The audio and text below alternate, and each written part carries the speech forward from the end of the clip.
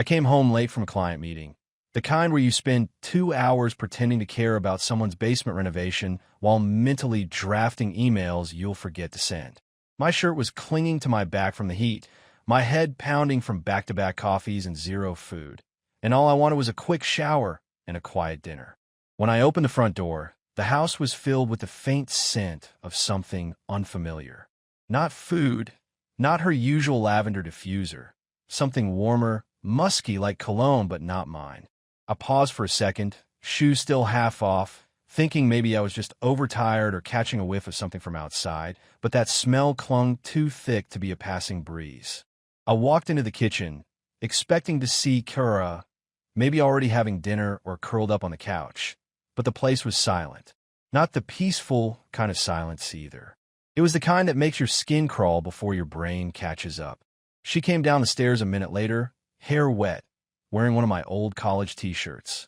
That's what she always wore after a shower, especially on nights we didn't plan on going anywhere. She smiled at me like nothing was off, like the whole house didn't reek of a man who wasn't me. "Hey, babe, you just get in?" she asked casually, wiping at her neck with a towel, and for a second I just stood there and stared at her, not answering. I nodded slowly, setting my keys down on the counter a little harder than I intended, the sound sharper than it needed to be. "Yeah, just walked in." "You showered?" She nodded. "Yeah, figure I'd clean up early." I was sweating like crazy doing laundry. Her voice was smooth, normal, too normal, and it pissed me off how good she was at it. I walked past her toward the fridge, pretending to look for a drink, but really just trying to stay close enough to get another sniff of whatever that was. And I got it stronger this time. It wasn't body wash. It wasn't shampoo. It wasn't laundry detergent or some new bath bomb. It was him, whoever he was. He had been close enough to her that his scent was on her skin. It made my stomach twist. I cracked open a beer and took a sip I didn't need, then turned around, leaning against the counter like I hadn't just realized something awful. She moved past me and flopped onto the couch, legs up like always, scrolling on her phone with one hand and picking at her nails with the other.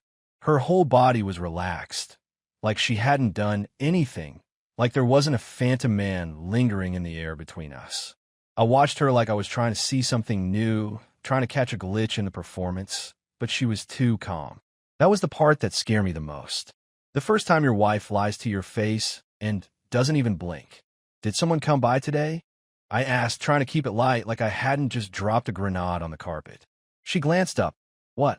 "No." "What?" I shrugged, sipping again. "Thought I saw someone pulling out of the driveway when I was coming up the road. Silver SUV or something. Could have been one of the neighbors, I guess." She paused for a second, just 1 second, and smiled. "Probably Mrs. Peters. She drives that Subaru with the dented bumper." That was a good lie. Smooth. Quick. Just the right amount of detail to make it sound real. But it wasn't real. Because Mrs. Peters was out of town visiting her daughter in Florida, and Kara knew that because we just talked about it 2 nights ago.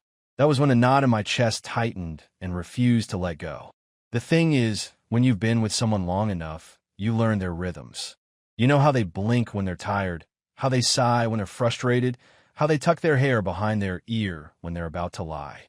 And Kara, sitting there in my shirt, hair damp, smelling like another man, just tucked a strand of hair behind her ear. The next morning didn't feel real. I woke up before her, which wasn't unusual, but I didn't move. I just laid there staring at the ceiling, hearing the faint sound of her breathing next to me. The smell from last night was gone, replaced by her usual mix of laundry detergent and lotion, but that didn't change what I knew. I didn't sleep well, if at all. My mind was busy replaying every detail of the last few weeks. How often she had started showering before I got home. How often she'd been doing laundry. How quickly she'd been ending conversations or turning her phone screen down when I walked into the room. It hadn't clicked until the moment I smelled them on her skin, but now it all lined up too cleanly to ignore. I turned my head and looked at her, asleep on her side, her hair a mess, her hand curled up under her chin, and I couldn't recognize her. That was the worst part. The face I used to know better than anyone now looked like something I couldn't trust. I got out of bed quietly, went downstairs, and sat at the kitchen table with my laptop open, but doing nothing. I needed a plan, something more than suspicion, because Kara was good at hiding things. She had clearly gotten too comfortable thinking I wasn't paying attention. I wasn't going to ask questions yet because I already knew I wouldn't get the truth. I needed proof. I wasn't going to accuse her and give her a chance to twist it or erase her tracks. I wanted the whole picture.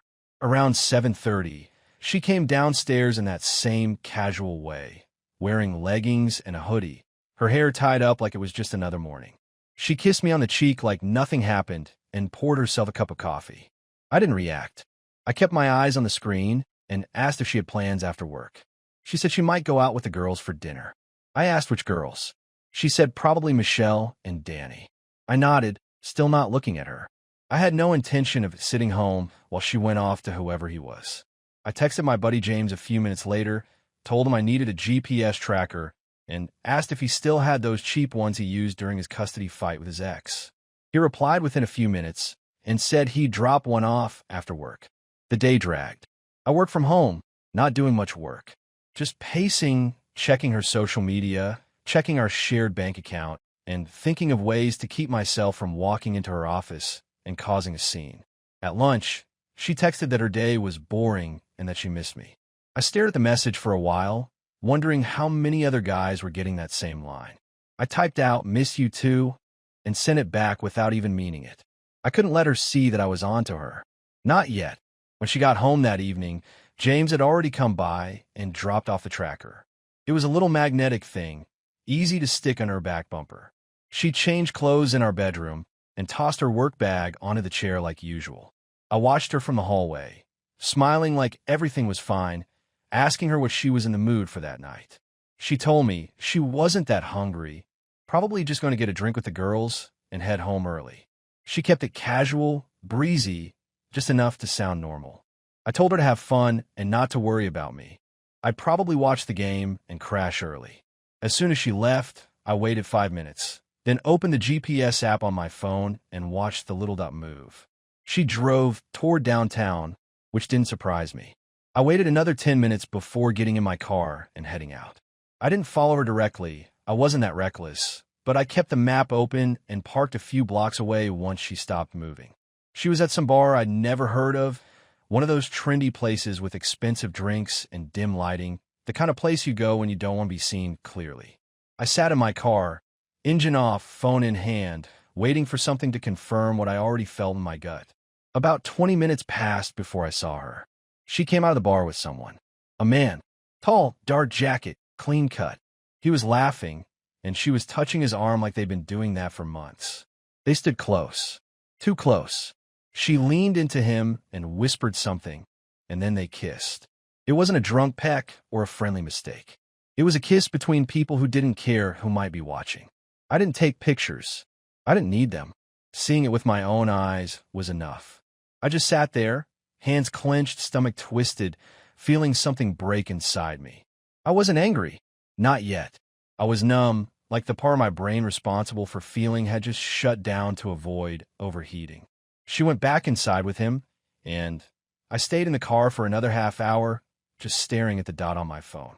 At some point, they left again, and this time the tracker moved to an apartment complex on the other side of town. Not her friend's place. Not a hotel. His place. I didn't need to follow. I had enough. I drove home slowly, gripping the wheel like it was the only thing holding me together. When I walked into the house, everything looked the same, but nothing felt right. I sat on the edge of the bed and stared at the spot where she usually slept, trying to imagine how many times she'd lied while sitting there. My phone buzzed. It was her. Still out, heading home soon. Love you. I stared at the screen and put the phone down without replying. I had no idea what tomorrow would bring, but I knew one thing. Nothing would ever be the same again. Kara got home around midnight, quieter than usual, but not quiet enough for someone who didn't want to wake me up. I was lying in bed, pretending to sleep, breathing slow and steady, waiting to hear what she'd do. She tiptoed into the bathroom, and a few minutes later, I heard the shower running. That part made me sit up. She never showered that late, not unless she had something to wash off. I didn't move or say anything, just listened to the water and stared at the wall while my fists clenched the sheets. When she came back out wrapped in a towel, she moved lightly, probably thinking I was out cold. She slipped into bed beside me, and let out a soft sigh like she'd just finished a long day at work. I waited a few minutes before turning my back to her and closing my eyes again. She didn't touch me. She didn't say a word. I could feel her facing the other way too, her body language telling me everything I already knew. The next morning, I made coffee and acted normal. She came down in sweatpants and one of those hoodies she only wore when she wanted to be comfortable but not make a statement. She smiled and said, "Good morning," poured herself a cup like we weren't both carrying nuclear secrets in our pockets. I asked her how the night went, keeping my tone light. She said it was good. The girls had a few drinks and caught up on life. Nothing crazy. I nodded and said that sounded nice. She took a sip of her coffee, barely looking at me, then picked up her phone and started scrolling. I wanted to snatch it out of her hand and throw it across the room, but instead, I asked if she wanted to go to dinner that weekend, just the two of us. She paused for half a second, probably not enough for anyone else to notice, and said she'd check her schedule, but it sounded nice. That half second was enough. After she left for work, I sat there for a long time, staring at the empty chair across from me. I didn't need more proof. I had the tracker data, I had my own eyes, and I had the sinking confirmation of every instinct that had kept me up for the last week. But what I didn't have yet was a plan for what to do with it all. I didn't want to yell. I didn't want to throw plates or punch walls. I wanted her to feel the weight of what she'd done, not just hear it through screaming. I didn't want her to talk her way out of it or play the victim. I wanted her to sit in the reality she created and understand that she couldn't come back from it. That night, I waited until we were both in bed again, the lights off, the silence between us thick enough to choke on. I asked her if she was happy. It was quiet for a few seconds before she asked what I meant. I told her exactly what I meant. Was she happy with how things were going, with us, with her life, with me? She said, yeah, of course, why wouldn't she be? I said I didn't know, but I had been thinking about us lately. She shifted in the bed, clearly uncomfortable now, and asked why I was bringing this up out of nowhere. I told her it wasn't out of nowhere, that I'd been feeling distance between us. She said that was just normal relationship stuff. Everyone goes through phases. I nodded slowly in the dark and asked her if she was sure there wasn't anything else going on. Her voice tightened. She asked what I was implying. I didn't answer right away. I asked her again, was there anything she needed to tell me? She turned on the lamp beside her and sat up. Her face was serious now, her eyes searching mine for some clue. She asked again what I was trying to say. I looked at her without blinking and said, I know. Just like that. 2 words. She froze. Didn't blink. Didn't breathe. Just stared. I repeated it. I know, Kara. I saw you. At the bar.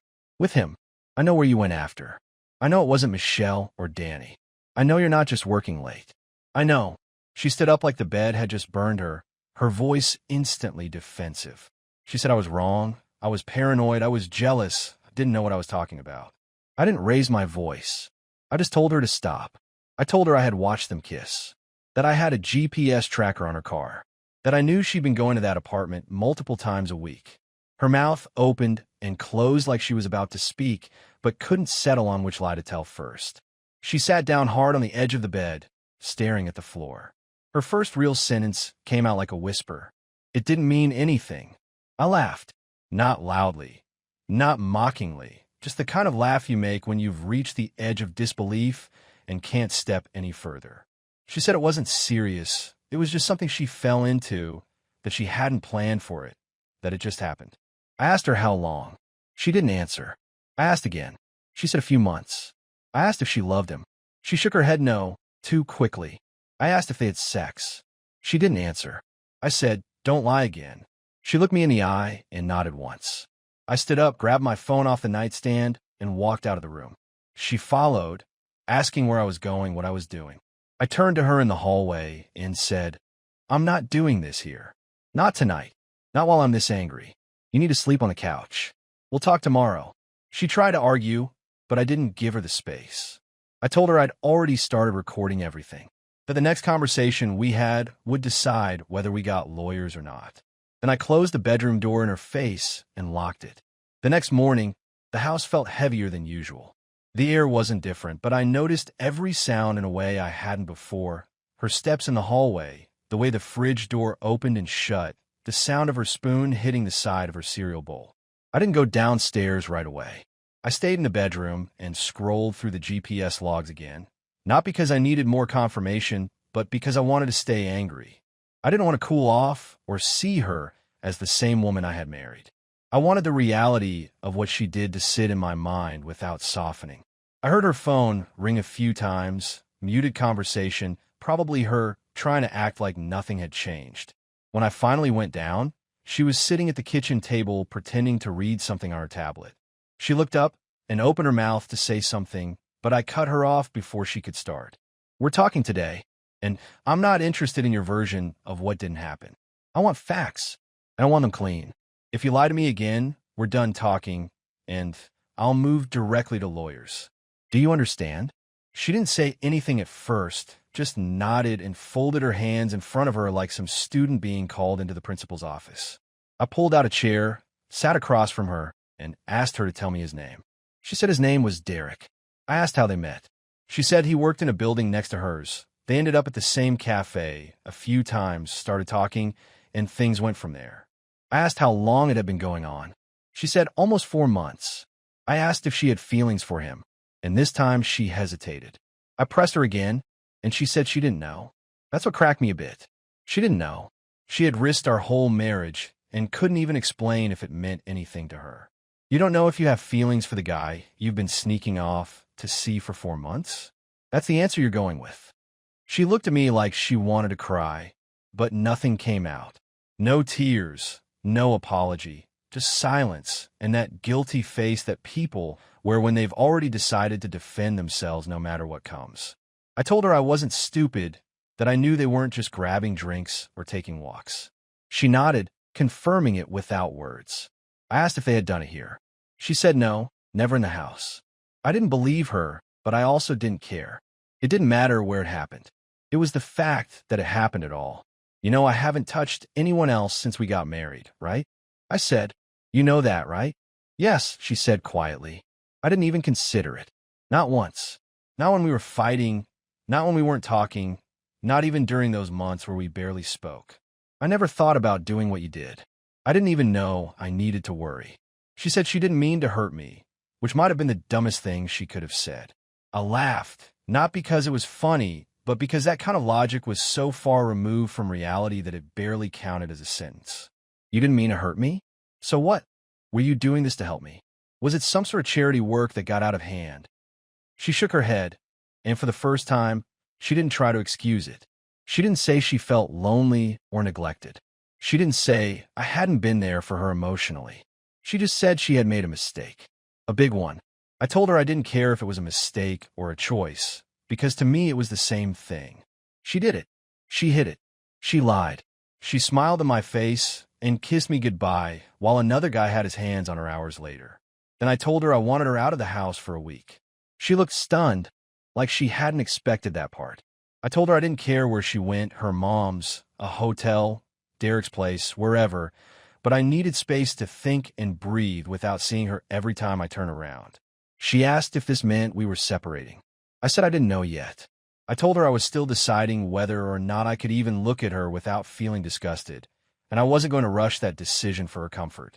I'm not trying to blow up our life, she said, voice cracking now. I stared at her hard.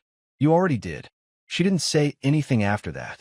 She just got up from the table and walked slowly to the stairs, like maybe she thought there was still a chance this would blow over in a few days and we'd pretend it never happened. But I wasn't planning on pretending. I wasn't doing the thing where we go to therapy and act like this was some minor bump in the road. She had killed something, and now she had to live with the aftermath. An hour later, she left with an overnight bag and said she'd be staying at her sister's. I didn't ask for proof. I didn't care. I locked the door behind her and sat on the couch with my head in my hands, realizing I had no clue what I was going to do next. For the first couple of days after she left, I didn't feel anything that made sense. I expected anger or maybe relief, but mostly what I got was silence. It was strange walking around the house without hearing her voice in the background, not seeing her shoes at the door or her coffee mug in the sink. I thought I'd feel better without her there, but it just made the whole situation feel heavier. I didn't want her near me, but I didn't want to be alone either. Everything I looked at reminded me of her, The way the couch cushions sagged on her side, the drawer she never closed all the way, the groceries I still bought with both of us in mind. I didn't cry or lose my temper or punch anything. I just sat a lot, stared at things, and waited for my thoughts to settle, but they didn't. By the fourth day, I sent her a message and told her we needed to talk. I wasn't planning to forgive her. I wasn't even sure if I wanted anything from her. I just needed to get the last part of this out of my system, and she needed to hear it. She agreed to come by that evening. I didn't clean the place, or change my clothes, or rehearse anything. I just sat at the kitchen table like I had a few days earlier and waited for her to walk through the door. When she did, she looked different. Not in some dramatic way, but she had that look of someone who had cried a lot recently and hadn't slept much. She didn't try to smile or act casual. She just nodded and sat across from me. "I'm not here for a scene," I said. "I'm not here to yell or break stuff or play the victim. I just want to talk like two adults who used to love each other." She nodded slowly. "Okay, you know what hurts the most?" I asked. "It's not the sex. It's not even the lying. It's the fact that you didn't say anything for 4 months. You looked me in the eye every day, every night, and never gave me even the courtesy of a warning. You just let it happen like I didn't exist." She looked down at the table, her hands folded tight together, like she didn't trust them not to shake. "I kept asking myself what I did wrong," I said. "And maybe I wasn't perfect, maybe I missed some signs, but you know what? I was still here. I didn't disappear into some other person's life because things got complicated. I didn't go looking for attention or validation. I was here trying to figure it out, while you were out pretending we didn't matter." "I know," she said, her voice low. "I know I fucked up. That's not even the part that's hard to deal with anymore," I continued. "The hardest part now is deciding what to do about it. Because I don't trust you. I don't believe anything you say without questioning it. And that's not something that just comes back because you said sorry." "I get it," she said. "I don't expect you to forgive me. I'm not even asking for that." "Then what do you want?" I asked. "Why are you here?" She was quiet for a long time. Then she said, "I wanted to be honest, finally. You deserve that, even if it's too late." I leaned back in my chair, arms crossed. "All right, then be honest. No filters. Why him? Why now?" She hesitated. Then she said, "I didn't go looking for it. I really didn't. I started talking to him during a rough patch at work. He was easy to talk to. He didn't know anything about my life, and I could just vent. Then it turned into flirting. Then more. It felt exciting in a way I hadn't felt in a long time, and I didn't stop it. I should have. I know that. But I didn't. I told myself it was harmless at first. And by the time it wasn't, I couldn't bring myself to admit it to you. You were bored," I said flatly. "I was tired," she replied. "Tired of us being distant. Tired of not feeling like a person anymore.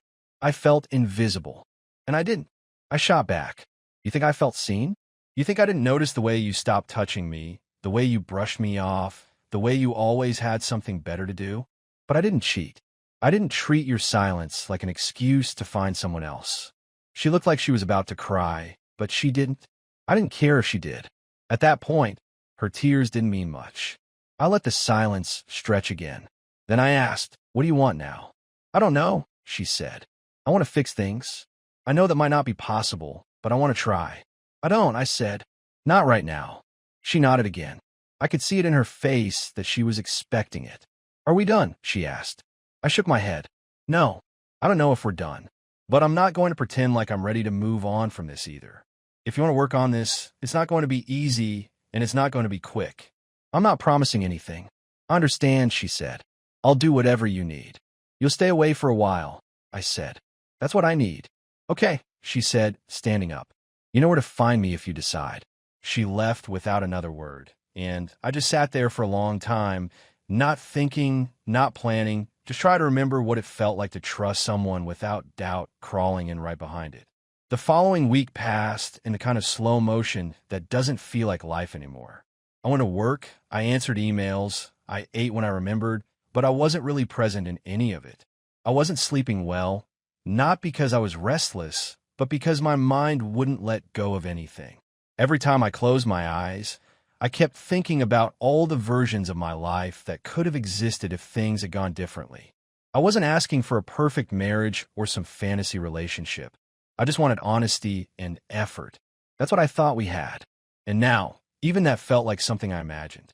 She texted me once or twice that week, mostly short messages asking how I was or if I needed anything from her. I didn't answer. I didn't want her to think I was ignoring her out of spite, but I also didn't owe her a conversation on her schedule. She had already taken so much from me, and I wasn't about to let her dictate the pace of my recovery. By the weekend, I knew I needed to make a decision. I couldn't keep sitting in this weird in-between space where everything was unresolved and both of us were waiting for the other person to blink. So I called her and asked if she could come by for one final conversation. Not a fight, not a therapy session, just a conclusion. She agreed immediately and said she'd be over that evening. When she walked in, she looked nervous, but I didn't have any energy to care. I didn't offer her coffee. I didn't make small talk. I just pointed to the couch and sat across from her. I'm not going to drag this out, I said. We've said enough already. I've spent every day since you left thinking about this, running it over 1,000 different ways, and it always ends the same. She waited, eyes locked on me, not interrupting. I don't trust you anymore, I said. I don't believe you wouldn't do it again. Maybe not with him, maybe not anytime soon, but eventually. Because when things get hard or boring, or you feel disconnected, instead of fixing it, you ran. You found someone else. You looked for the easiest way to feel better, and you hid it from me for months. She nodded slowly, like she knew this was coming. I didn't care if she had rehearsed this conversation a dozen times in her head. I hadn't rehearsed mine. I'm filing for divorce, I said. I've already talked to a lawyer. I'm not doing this for revenge. I'm not trying to punish you. I just don't want to spend the rest of my life wondering if my partner's loyalty is conditional. I'd rather start over than rebuild something I can't believe in anymore. She exhaled, more like a release than a sigh. Okay, she said quietly, if that's what you need. It is, I replied, and I hope you don't fight me on anything. I'm not going to drag this through court if we can settle it clean. You'll get no argument from me, she said.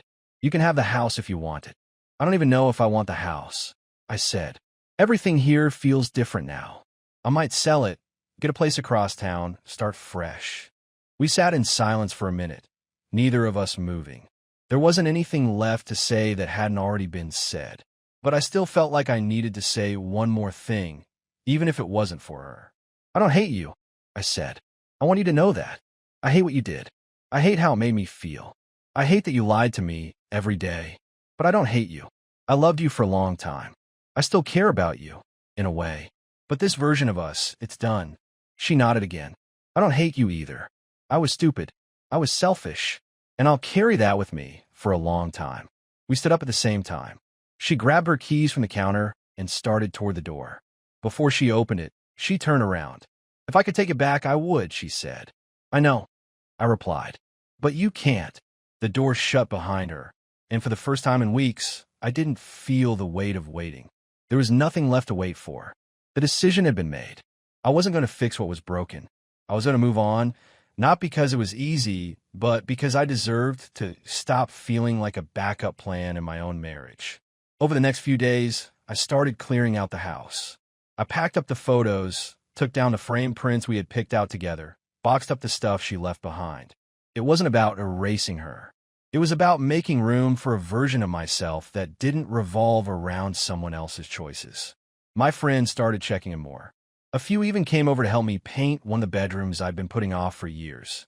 My brother offered to help me list the house when I was ready. People showed up, not because they had to, but because they cared. And that was enough for now. I didn't know what would come next. I didn't have some big plan or a list of goals. I wasn't jumping back into dating or trying to fix every piece of my life all at once. I just knew that this part of my life was over. And maybe that wasn't the ending I thought I'd get when I married her, but it was the one I needed. If she ever thinks back on what we had, I hope she remembers that I gave her everything I could, that I stayed loyal when it was hard, that I didn't leave when things got uncomfortable. I hope she sees the difference between what I was and what she traded it for. But I won't be around to remind her. That part's done now.